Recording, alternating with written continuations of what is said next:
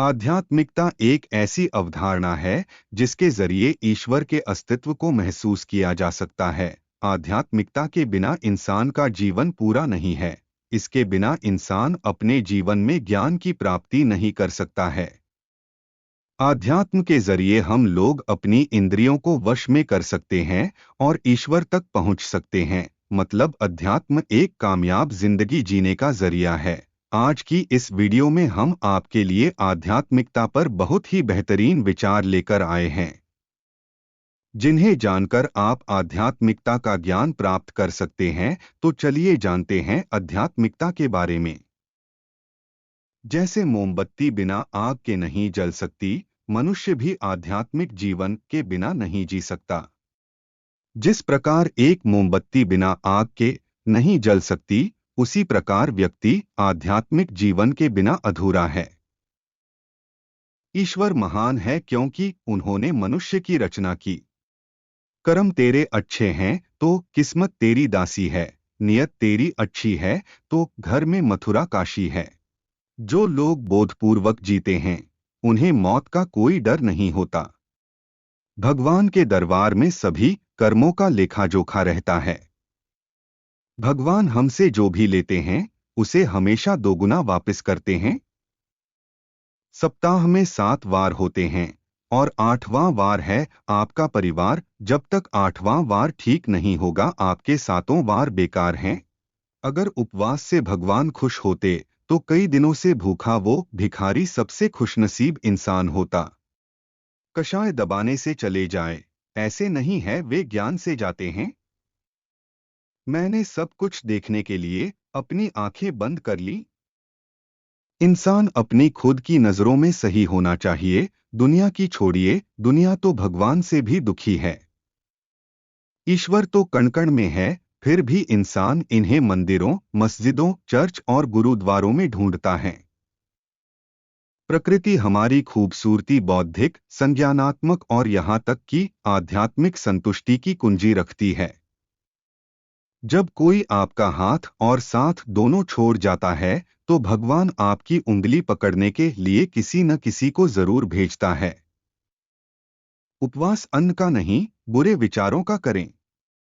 बुरा वक्त कभी भी बताकर नहीं आता, मगर सिखा समझाकर बहुत कुछ जाता है। सत्संग एक महान महिमा है। वह दुखों को हरता है, पापों को काटता है और जीवन को सुधारता है। हमेशा भगवान की रजा में राजी रहो। जो खोया वो आपकी किस्मत और जो मिला वो ऊपर वाले की रहमत। जीवन में कुछ पाना है तो झुकना सीखिए। कुएं में उतरने वाली बाल्टी झुकती है, तब ही पानी लेकर आती है। किसी को नुकसान पहुंचाना भी पाप है और किसी को कमजोर बनाना भी पाप है। खूबसूरती दिल और जमीर में होनी चाहिए। लोग बेवजह उसे शक्ल और कपड़ों में टटोलते हैं। चिंता मत करो, क्योंकि जिसने तुम्हें इस दुनिया में भेजा है, उसे आपकी ज्यादा चिंता है। दूसरों का भला कीजिए, लाभ होगा, क्योंकि भला का उल्टा लाभ होता है। दूसरों पर दया करोगे तो सदा याद किए जाओगे, क्योंकि दया का उल्टा याद होता है।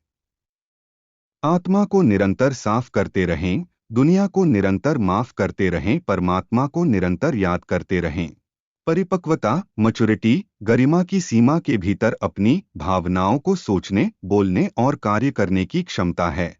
आपकी परिपक्वता का माप यह है कि आप अपनी कुंठाओं के बीच कितने आध्यात्मिक हो जाते हैं। भगवान सबके काम संवारता है।